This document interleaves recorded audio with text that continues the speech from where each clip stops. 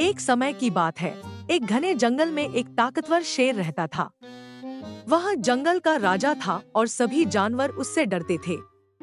लेकिन शेर के अंदर एक बुरी आदत थी। वह बिना वजह जानवरों को मारता था। एक दिन जंगल के जानवरों ने मिलकर शेर के पास जाने का फैसला किया। उन्होंने विनम्रता से कहा, हे जंगल के राजा, हम आपकी शक्ति और शौर्य को जानते हैं, लेकिन अगर आप हमें यूं ही मारते रहेंगे तो एक दिन जंगल खाली हो जाएगा। हमारी एक विनती है। शेर ने पूछा, क्या विनती है? जानवरों ने कहा, हम हर दिन एक जानवर को स्वेच्छा से आपके भोजन के लिए भेज देंगे। इससे आपको शिकार करने की जरूरत नहीं पड़ेगी और हम भी बिना डर के रह सकेंगे।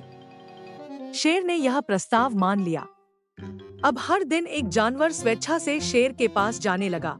एक दिन खरगोश की बारी आई, लेकिन वह बहुत चतुर था। उसने सोचा, अगर मैं कुछ उपाय नहीं करता तो यह शेर हम सभी को धीरे धीरे खा जाएगा। खरगोश जानबूझकर देर से शेर के पास पहुंचा। शेर गुस्से में गरजते हुए बोला, तुम इतनी देर से क्यों आए?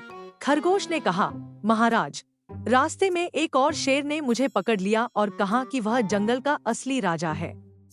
मैंने उससे बहस की, लेकिन उसने मुझे रोका। शेर यह सुनकर भड़क गया और गरजते हुए बोला, कौन है वह दुस्साहसी? मुझे उसके पास ले चलो। खरगोश चतुराई से शेर को एक गहरे कुएं के पास ले गया और कहा, महाराज, वह शेर इस कुएं में है। शेर ने कुएं में झांका और पानी में अपनी ही परछाई देखी। उसने सोचा कि यह दूसरा शेर है और गुस्से में छलांग लगा दी। कुएं में गिरकर वह अपनी जान गंवा बैठा। जंगल के सभी जानवर खुश हो गए और खरगोश की बुद्धिमानी की प्रशंसा करने लगे।